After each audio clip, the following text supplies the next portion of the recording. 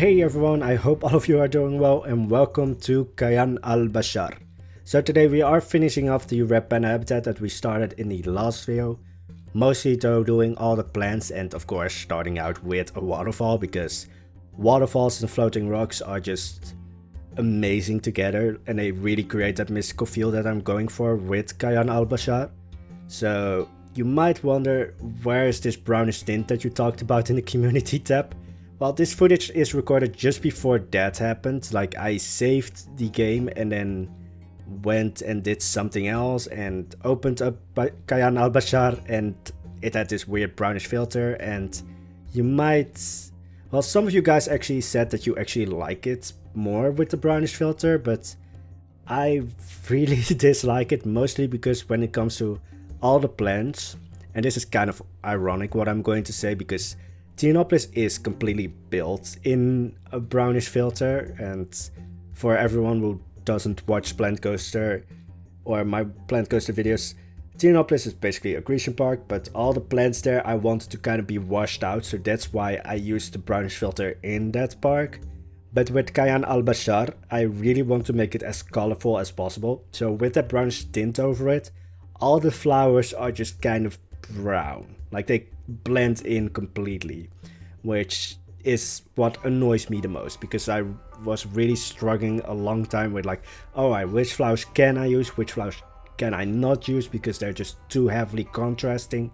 Like, I want to make it all like harmonious or just look like it's in complete harmony even though it's complete chaos, because I mean the Red Panda habitats so far have been complete jungles.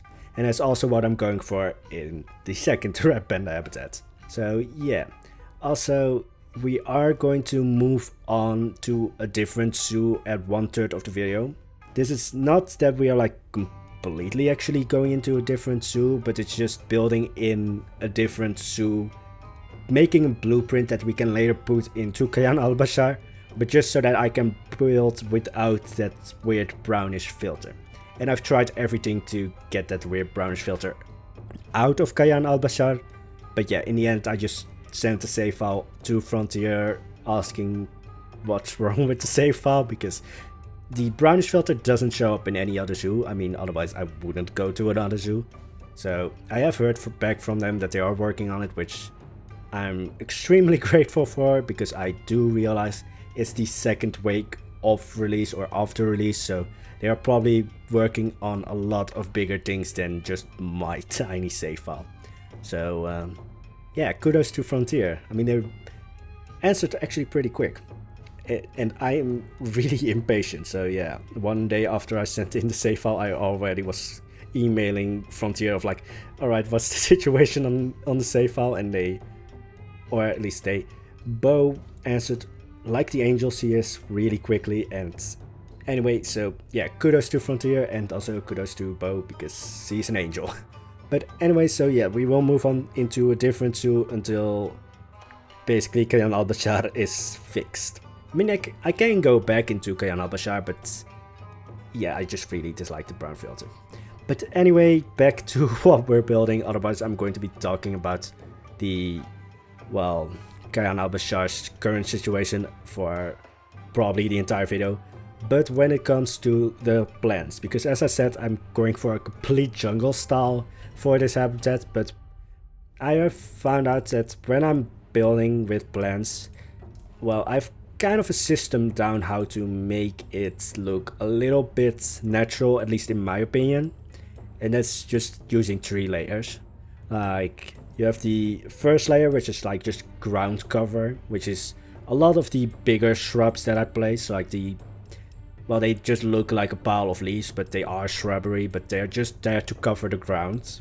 So that's not just all grass, and it doesn't immediately go to the second layer, which is usually a lot of bushes and a lot of flowers. Because there are always, well, there are some flowers that are low to the ground, but usually they are a little bit higher off the ground. So then after that second layer, I usually go into a third layer with the trees. And every layer I go up, like the ground cover is usually the largest layer that I place. and then bushes kind of get tinier, and then trees, it's usually 3, 4 at most. So yeah, that's usually how I placed nature to make it look like it's like sloping, and just that, well, ground cover grows a lot faster than bushes, and bushes grow a lot faster than trees. So kind of makes sense that like ground covering plants, or just the easier plants, usually just cover a larger area than a bush would do in the same time period. But yeah, also with the floating rocks, I kind of used the same technique actually, and it's a little bit more this isn't realistic because those are literal rocks and they are supporting trees. So they really help with that mystical, magical feel for Kayan Al-Bashar, but I do completely realize they are way too tiny to actually be able to support trees. I mean, the roots of those trees would probably be larger than the rocks themselves. But yeah, I'm just going with it, and I'm still really happy that the Red Pandas completely use this habitat. They go into the gazebo, they go into the dome of the gazebo to sleep, because that's where their sleeping area is. I didn't put any sleeping, well, hay things on the ground floor of the gazebo, and it's really fantastic to see them actually go up into the dome, even though their animations kind of get a little bit weirded out there, just because there's a lot of like climbing structures in there, so they just don't really know where to go until they find a place to sleep. And another thing that's weird, because we are building in a desert biome, but there is a little bit of snow. And this is mostly just because, well, most of the Red Panda videos that I watch are, well, they're going crazy in the snow. So I just wanted to have a little bit of reference to that, of like them being completely goofy in the snow. And even though there are a lot of trees in, well, close to the edges of the habitat, and some of those trees are climbable, so you might be worrying, oh, they might escape. And they actually haven't done that. And this is a weird thing, because they can actually get out of the habitat, or sort of. They can walk on the fences on the outside of the habitat. They just circle around there. For a long time, I did not know how they actually got up there. Like, I was removing all the trees and they were still able to get up there. But then I found that one of their climbing structures was too close to the fences, and they just Superman jumped onto the fences. They couldn't get off the fences, so they couldn't escape actually. Or at least so far as I know, they might be up to something and just not show me. But there has not been any escape so far. But yeah, it was fun to just build around, and then to suddenly see a Red Panda just running along the edges of the habitat on that fence. So yeah, that was a little bit of a wake-up call of like, oh wait, I also, like, even though this is basically a hole in the ground, I still need to look into if they can escape or not. But anyway, now we are building the, well, in the sort of other zoo. This is just a placeholder zoo, just so that I can build without that weird brown filter on it. And the idea for what we're building now is to, well, you could already see it, but a camel habitat.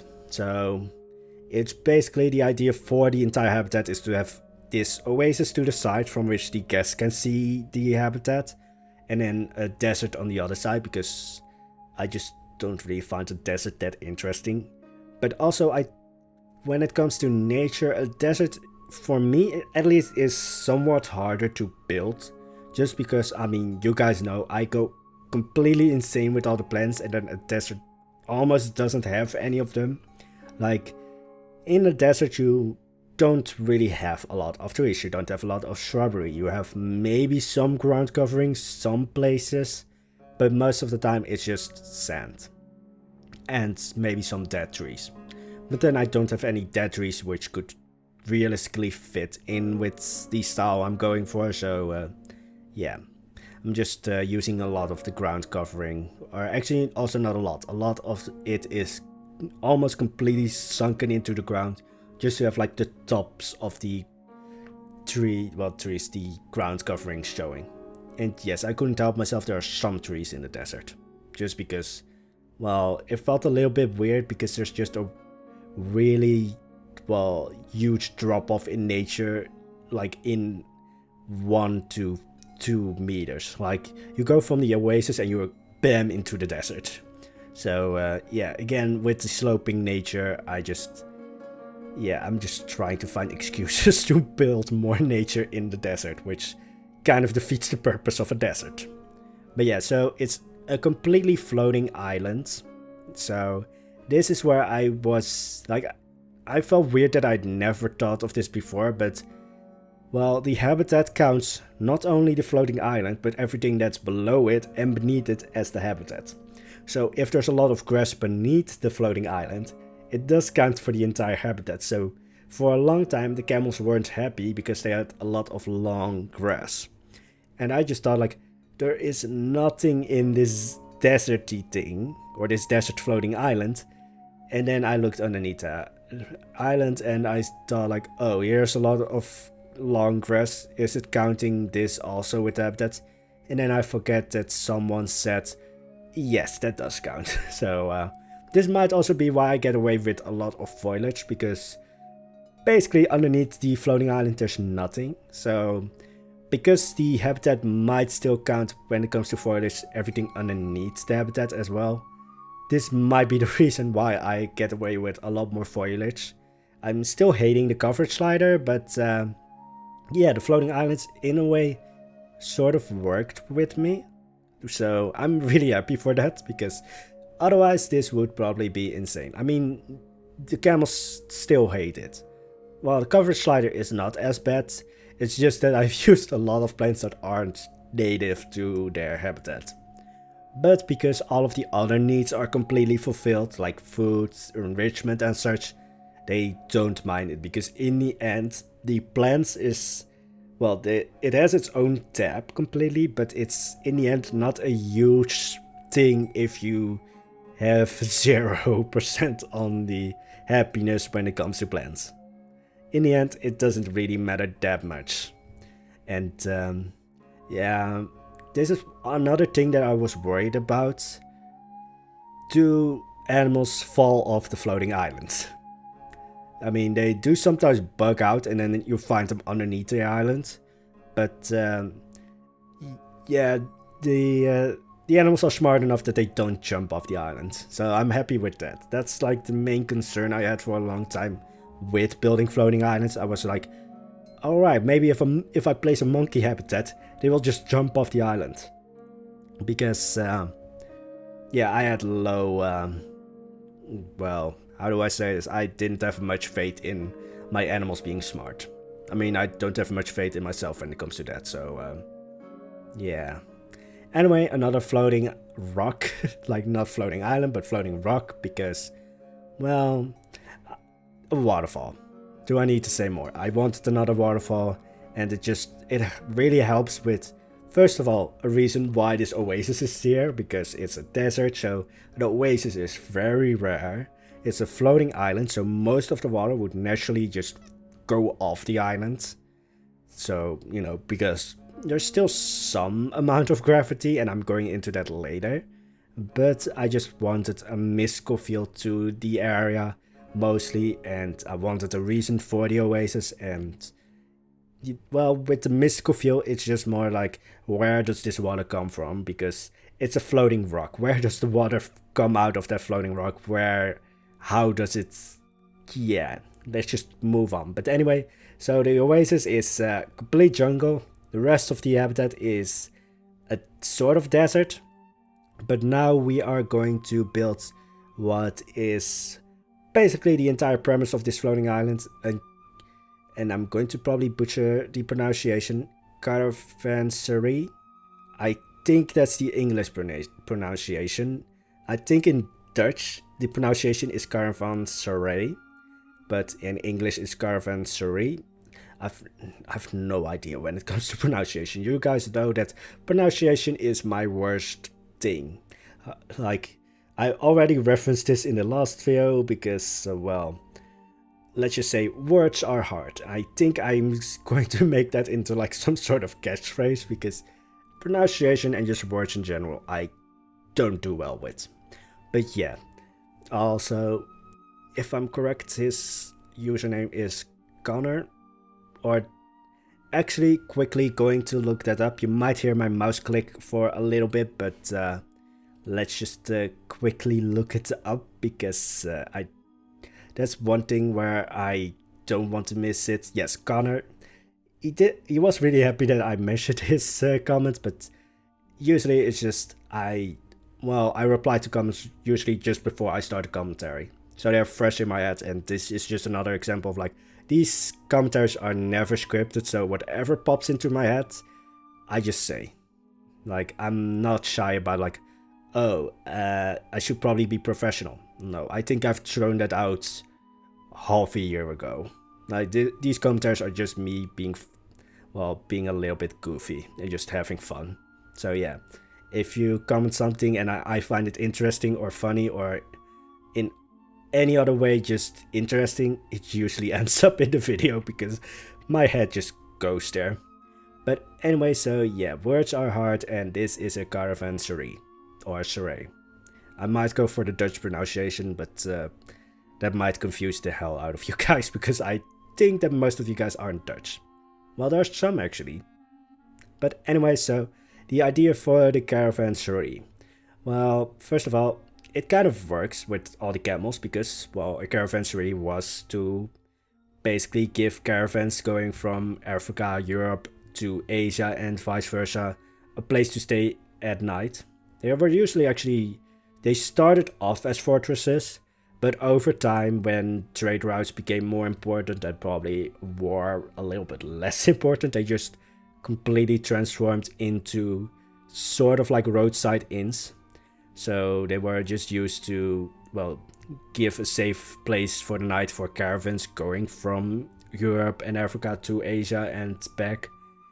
But yeah, so I'm going for that sort of fortress style structure. And from what I've seen so far from references of caravanserais, this one is a little bit based off a caravanserai in Iran.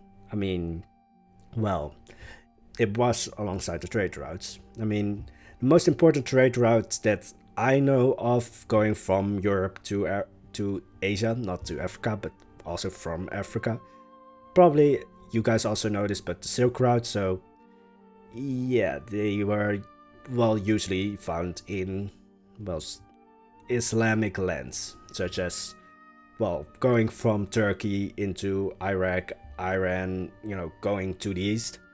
But yeah, this one is a little bit more based off a caravanserai in Iran. I think if you search up caravanserai, one of the very first pictures is the picture that I used.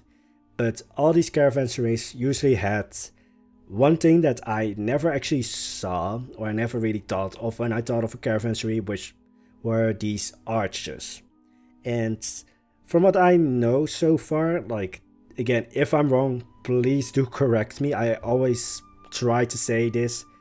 If I make a mistake when it comes to buildings or the commentary, please do say it. Like, don't be shy. I am not afraid of them. Like, I'm completely fine with all of that. Like, if you call me a moron because I did something wrong, I'm not hurt. Well, maybe a little bit, but that's more because let's just move on. But anyway, so with the caravanserais, I never really thought of like the arches, but they are in almost every caravanserai that I saw or looked up for like references. And these arches usually led to the rooms that the caravans or traders would stay in, and this is where it goes a little bit more into, well, maybe world building, but just the idea of this entire floating island, because as I said, a lot of traders or caravans would probably stay here the night and maybe set up shop for the day, because they obviously had goods from far off lands, or, well, back then they were far off lands. But anyway, so they usually had these goods, so I thought like, oh, maybe they could set up shop for one day or so. And then I just thought like, alright, so this could be like a hub of trade. So a village could grow here. And that's basically the entire why there are staff facilities. Like, I try to hide those staff facilities. I think in Kayan Al-Bashar, they are basically just an underground city right now. And here it's just a village.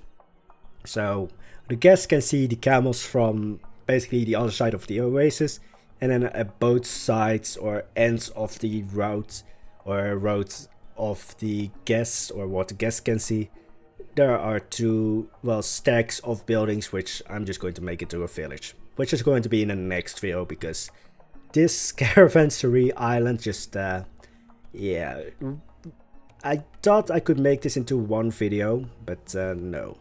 And well, you guys already said like you guys rather want to see everything in more videos than just the highlights. But yeah, I might also look into like making just a short video of like, alright, how do you make this style? But then again, I'm really bad at tutorials, so that could be a fun video, but probably not right now. Probably when I know a little bit more and I've done a little bit more research to actually make that video good and worthwhile to watch. But anyway, so the idea for the Caravanserai is basically building a fortress, because, well, they started out usually as fortresses, and as I said, at least as I think I said actually, they usually started out as fortresses, but as time went on they just became nightside or roadside inns, and later on they were just built as caravanserais. So here I just thought like, alright, this could be once a fortress and then turned into a caravanserai.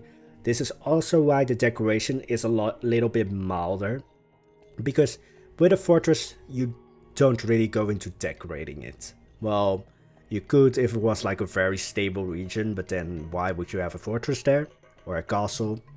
So decoration wise, this is a little bit less. Like, I imagine that the decorations mostly came in after the function of a fortress was just completely thrown to the side and it became a full-time caravanserai.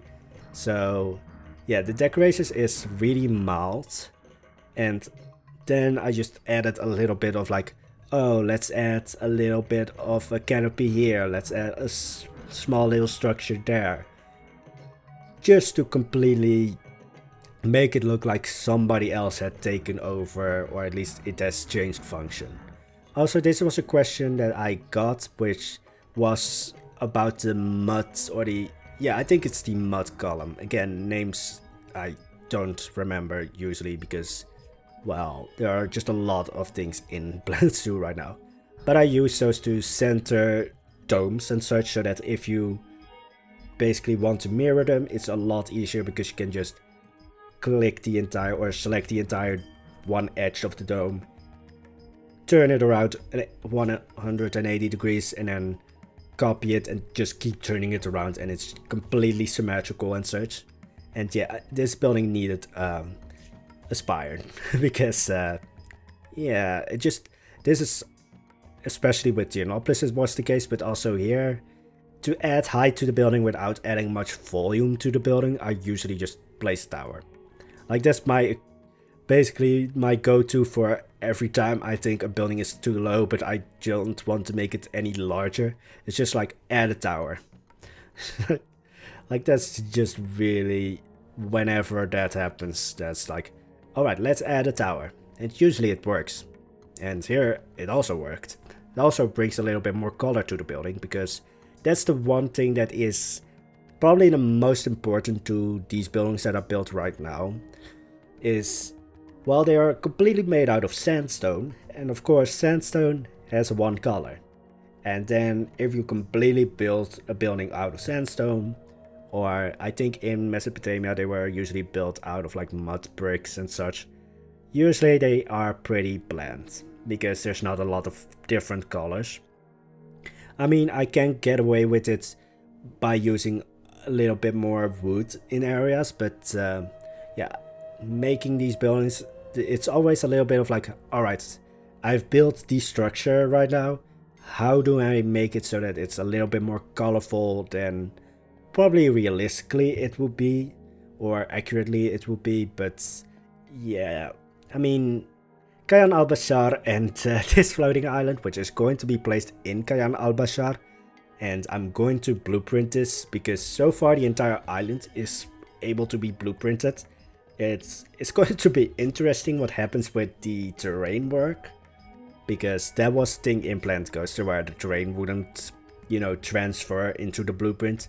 So that's going to be an interesting part to this blueprint, and I'm going to see how that works.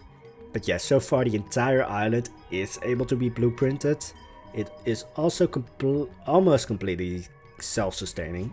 I think the only thing that so far is missing when it comes to facilities is, well, of course, donation boxes and education, because I always forget those things.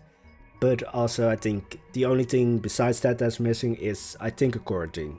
So this build or this blueprint is probably going to be very expensive, because I'm probably going to hit the piece count limit. But it is going to be maybe a useful blueprint if the terrain works out.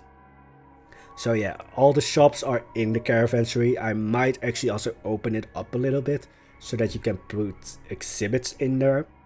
Because, I mean, giving a lot more use to the Caravanserai besides just shops. Oh yeah, that's the thing that I forgot, toilets. I knew I forgot one building, and now during the commentary I just remember, oh wait. Yeah, that's this is usually why I want to, well, I always want to make the commentaries non-scripted, because it just goes off in weird directions, and I really like that. But sometimes I also discover things that I'm like, oh wait, I forgot that. But anyway, we are moving into the end of the video, so I should probably wrap it up a little bit. But yeah, I forgot to place toilets. So yeah, I'm going to do that in the next video, because in the next video we are basically going to finish off the island and build the village that I was talking about.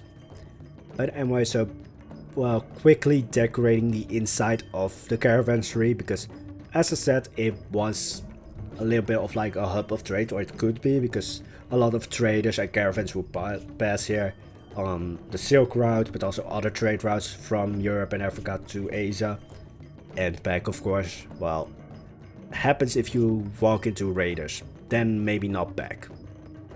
But anyway, so adding a lot of clutter to the place, just because the amount of traders that will go here, and I just thought like, alright, maybe you would set up shop for one day. And then of course, being that the Silk Route is probably the most well-known trade route going from, again, Europe and Africa to Asia and back, hopefully back. I placed a lot of those Indian fabric clutter, because, well, this is where I was a little bit disappointed, because I thought like, oh, I can color all these fabrics. No. So, yeah, I can only color the carpets and such. But, yeah, that's mostly it actually for the decorations inside the Caravanserai, because, well, it's not the heart of the village. Well, it is in a way, but it's not like the people would continuously stay here. Like, this is basically a market, and as soon as you get what you wanted, you are gone. Like, you go back into the actual village part. And maybe the owner of the Caravanserai, because well, I don't know if Caravanserais were like government owned, but I think they were more privately owned, because, well, I just don't think that the governments back then would probably have that amount of control over those buildings. Might have, and I might be wrong again. If I'm wrong, please do point it out. And in the end, I'm very happy with the Caravanserai. I'm not as happy with the clutter. And I can honestly say that, like, I think I could do a better job on it. And you quickly saw me placing a boat. And I'm actually going to keep that a secret for, well, when we get back into Kayan Al-Bashar. I thought of building that on this floating island, but then I thought like, no, that is going to be way more amazing if we can actually build what I'm thinking about in Kayan Al-Bashar. So I'm really crossing my fingers, hoping that that gets resolved quickly. But yeah, I went insane with the plants and the floating rocks. I think you can already see all of the floating rocks, because, well, it is a floating island, so of course there are going to be floating rocks. I mean, we already built one before. But here I just thought like, alright, this is, well, a little bit of like the second part of the oasis. Again, this is probably why a caravanserai would probably be here, because water in a desert climate is a highly priced commodity. So yeah, probably why the caravanserai would be here, and also why a village could be sustainable here. But yeah, the floating rocks. Let's just say I just thought of this as like a shortcut route, like just a route that if you didn't want to go into the caravanserai, you would go here. But then I thought like, alright, this is going to be pretty boring if it's just like a rock pot and nothing else. So that's why all the floating rocks are here. Again, using the 3-layer formula or structure or just way of building plants by first adding all of those smaller low grass. Well, I sort of almost use them as grass. For other, well, grass things, I also use the candelabra. I don't even know if that's the right word or the right name of that tree, but I usually sink that tree down into the ground. And I'm going to be completely honest, I basically took that idea from Rudy. So that's not my original idea, to basically sink that tree into the ground, but so far I've been using that pretty much, well, mostly in the Red Panda habitat so far. I don't think I've used it in this floating island. But then maybe in the next video, now that I've thought about it, maybe I will place it there. Also, of course, adding another, well, waterfall, because floating rocks and waterfall just go hand in hand, makes the entire scene just more action filled. And of course it looks pretty, because waterfalls just make everything look a lot better. And then of course, as I said, the water would probably flow off this island. So I just thought like, alright, this is a rock pot. Probably there's some crevices in the rock. I mean, the floating rocks right next to the rock pot are probably part of this island, which basically just separated after a while. And this also goes into, I originally thought, alright, the floating rocks are probably pretty stable. No, you can already see it here. I made a, well, carriage or just cart, and I just thought like, wouldn't it be fun if one trader walked by and basically one rock just suddenly dropped out of the sky? And just for Alia, I did mention that it might be transporting chickens, but probably not. But yeah. Anyway, so that was just a fun little bit of like, well, most of the islands will probably be pretty stable and will probably just stay well, in the air. But here was just fun of like, alright, this is a shortcut. Let's make it a little bit more dark and dangerous, and let's add a little bit of rock fallen from the sky. So yeah, when you are in Kayan Al-Bashar, mind your, well, just everything above you. Because sometimes a rock will just randomly fall to the ground. And here I just wanted to quickly build basically a warning sign. We don't have a lot of like signs to go with, which also fit Kayan Al-Bashar style, like the Islamic Arabian style. You will see me go through a lot of like, alright, could this work? No. Could this work? No. And also, I have continuously said floating rocks. If you pay attention to what I'm typing out, you might see a difference, and I am really annoyed that I didn't catch that until I basically finished recording. So yeah, that's eventually I just went with the small little sign of like, warning, rocks may fall down, or flying rocks may fall down, though I need to change that to floating. I think that's going to be it for today. I hope you enjoyed the video. If you do, please don't forget to hit the like button or subscribe, or do both. And yeah, have an amazing day. Keep your eyes on the sky for the floating rocks, because they might fall down. And bye bye.